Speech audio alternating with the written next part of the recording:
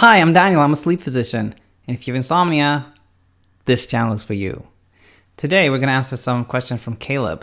He has what he describes as unrelenting and bizarre insomnia. Nice having you back here. And if it's your first time on the channel, welcome. Hope you find something of value here. Was it earlier today? No, one day ago. Yesterday, I received an email from Kayleb, and thank you so much for this email, Kayleb. And the title was Extreme Unrelenting Mystery Insomnia. And I want to share something, and I've checked with Kayleb that it's okay to share this, and he said yes, which I'm also very thankful for. So want to talk about a little bit of what's going on with Kayleb, and then go into what I think may be a good strategy for you, Kayleb, to get some better sleep. Before I do, as always, nothing here is any specific medical advice to anyone, but kind of general advice that I hope will be helpful to you, Kayleb, or anybody else that is hearing this. So that said, let's get into this email that I got, as I said, one day ago. So my name is Kayleb. I have been searching all over the internet, including on YouTube, to find solutions to my insomnia, which I feel is very bizarre and uncommon. I recently came across your channel and videos, and you seem to know what you're talking about. I appreciate you saying that. Finally decided to send you an email. So it all started back in August of last year, so 2018. One day, I began having an intense down spiral of anxiety. And he describes in a couple of sentences here how the anxiety got so bad that he eventually required to be hospitalized. And upon hospitalization, he said, I made a decision to go back on Zoloft, figuring that me coming off it might have been the cause of everything I was experiencing. The good news is that I have been back on it since then, and my anxiety has improved drastically, which is fantastic. Really happy to hear this. However, the insomnia that occurred from the down spiral remains. If you are a subscriber and seen a couple of my videos, you probably recognize this. What we hear about here is most likely something called psychophysiological insomnia. It's kind of a mouthful, but you can actually watch the episode, I think it's 105 or 6, about the 3P model, which explains how we develop psychophysiological insomnia. And it's very typical, this story that you're sleeping reasonably well, something happens that causes you to have like really bad insomnia. The trigger, whatever caused it, has gone away. Like in your case, Kayleb, you're no longer having that anxiety, but the insomnia persists. In fact, you point this out yourself, in very good wording here. You said the insomnia that occurred from the down spiral remains, and that causes me intense anxiety. Like what you're describing here is typical that the trigger for the insomnia has resolved, but now the insomnia itself has become like self-perpetuating. Now the insomnia itself is a trigger for the anxiety. My body's exhausted, but it does not like to sleep. It's like it's fighting me. If I do get to sleep, I constantly wake up over and over and over again several times. Sometimes I'm laying there and I have no memory of the night, but it feels like I've been up all night thinking, and I don't feel rested. Once I come to, quote unquote, I say come to because it's hard to tell if I had woken up, because I usually don't feel like I slept at all. And I wanted to share this, which I thought was really enlightening. I asked my brother to observe me periodically at night after I go to sleep. He had said at times he would come into my room and see me sleeping. And this would happen on nights where I could swear that I was awake all night. He even managed to take a photo of me sleeping with the flash on his camera right up near my face without me even noticing. And he describes how he couldn't believe, seeing this picture the following day. Kayleb describes that he had a sleep study. He felt like he didn't sleep at all, but he actually had 2 hours of sleep, mostly stage 2 sleep with a brief episode of REM sleep. And stage 2 sleep is a superficial, it's actually stage 2 sleep is the sleep that we're in most of the night, but it's a fairly superficial sleep as compared to stage 3 sleep, which is a deep sleep. All right, so before we go on here, just a few words on what Kayleb is describing here. As I said, sounds like he has psychophysiological insomnia, but also paradoxical insomnia. And paradoxical insomnia is where there's a big discrepancy, big difference between how much we actually sleep and how much we feel like we're sleeping. And you know what? In a way, this is not that uncommon. I bet this has happened to a lot of you out there. It definitely has happened to me. I go to bed and my my wife is next to me, right? And then she goes like, "Stop snoring." And then I'm like, "What are you talking about? I'm awake. Like, how can I be snoring? I'm awake." And I'm like 100% sure that I'm awake, but I have no doubt that I was snoring. So she's right. I did fall asleep. So most of us, to some degree, have that like paradoxical insomnia. And what happens is, you're in this like transitional state, like you're on your way in or out of sleep, and the brain kind of like makes an interpretation of what's happening, and the brain's interpretation of kind of the events that are unfolding is that you are awake. So you're 100% sure that you're awake. Now, when this happens, like, when you're in this kind of like very superficial state where you're like half awake, half asleep, it literally can feel like you're awake the entire night. But often, as in Kayleb's case, there are some clues that you're actually not asleep. He describes that he sometimes it feels like the clock just skips forward 45 minutes or an hour and things of that nature. So we have like both elements of psychophysiological insomnia and paradoxical insomnia here. So I will read a little bit further here. He says that I'm extremely frightened, and I also fear there is fatal insomnia. What do you think I should do?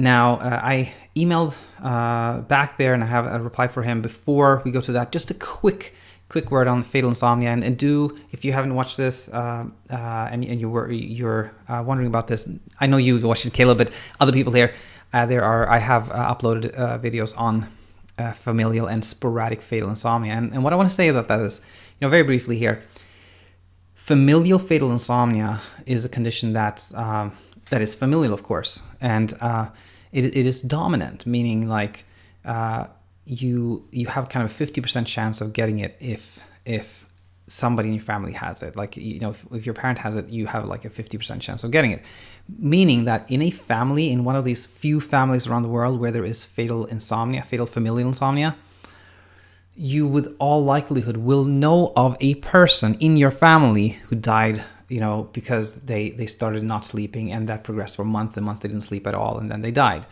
So if you don't have a family member that died from fatal insomnia, it is very unlikely that you have familial fatal insomnia. And then we have the sporadic form, sporadic fatal insomnia, which is not really an insomnia. The thing is, if you read the literature on this, people with sporadic fatal insomnia, which is also extremely rare, actually don't have much insomnia problems. Like, trouble sleeping comes in very late. It really starts with neurological problems, such as, problems with balance, ataxia, coordination. Those type of problems are really dominating. So just a few words on that. Now, I emailed Kayleb back saying, thank you for reaching out. And I asked him a few questions about like his sleep pattern, which I always think is very, very helpful.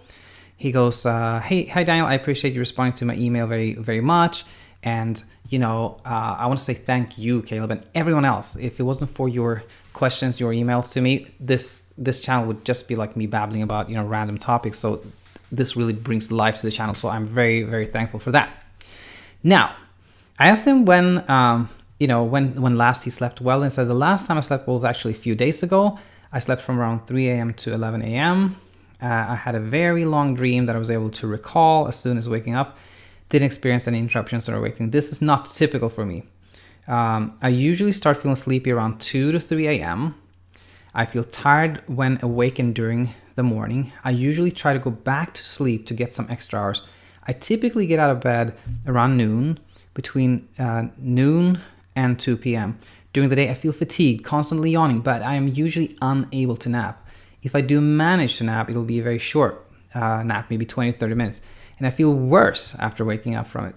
I obsess over my lack of sleep all day long, which is probably bad, but it's hard to stop doing this since I get so little sleep. Another thing, when I don't dream, that contributes to the feeling that I haven't slept since I'm so used to dreaming.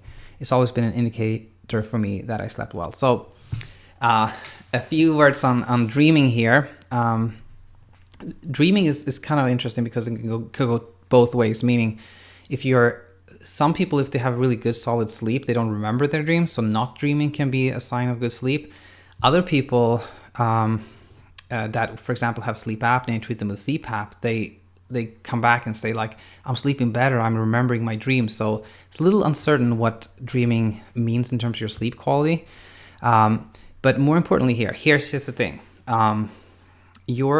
Everyone's insomnia is unique in one sense, nobody's exactly the same. But I do feel like a lot of the things I hear in this email, Kayleb, is familiar. Like a lot of patterns are familiar, which in one way is a good thing, because as a lot of the elements here are fairly typical, then most likely, the strategy of overcoming insomnia may be effective for you as they are, as well as as they are for most people with similar type of symptoms. Now, so what is that like? What should you be doing? Again, no specific advice here. I'll give you like some suggestions or ideas, but you yourself or together with your doctor or care provider have to decide if this is right for you. But as always, when I talk to people about insomnia, I want to stress that like the really the best way of overcoming insomnia is to use cognitive behavioral therapy techniques, CBT techniques, which this channel really is all about. And not to make this video too long, I just want to get right down to it, which is to say the following. The key thing is to limit time in bed initially. And once you have gotten to a point where you fall asleep quickly, you feel like you've slept, like you actually have deep sleep, and you have solid sleep, then if you feel tired during the day, you can like gradually extend time in bed. So how do you do that? Well, there's one more email from Kayleb here. I asked him how much he thinks he needs to sleep, and he said, I think I need about 6 hours. So that would be a good starting point, meaning start spending about 6 hours in bed. And you may think like, whoa, that doesn't make any sense. Like I need much more than that. Totally get it. Or you in fact said you need 6 hours, so you may not react that way, but you're spending more time in bed than that now. So how's spending less time in bed going to help you? Well, by actually spending more time like completely awake during the day away from bed, you build a stronger sleep drive, a need for sleep, and that can really help you fall asleep quicker and stay asleep. So, in detail here, what should we be doing? Well, pick a wake-up time. Let's say you pick 7 a.m. That's going to be my wake-up time. Be religious about getting up at that time. And then we back up 6 hours from 7 a.m. that we land at 1 a.m. So that would be, don't go to bed before 1 a.m. So don't go to bed before 1 a.m. Be religious about getting up at 7 a.m. And that's a really good start. And, after a few days, weeks or so, when you feel like you're sleeping more solidly, you can like extend time in bed. And there's a couple more things I would just really quickly want to comment on here, which is, you try to take naps, and sometimes you're able to and sometimes not. Try not to do that. Try to just stay awake during the day. And this is going to be really hard probably for the first couple of days, but I think eventually, you'll find that things are heading in the right direction. Hope this is helpful to you, Kayleb. And if you or anyone else has any questions, as always, please send me an email or leave a comment here. And my email is insomniainsight@gmail.com. Hope to have you back here very soon. Until then, bye-bye.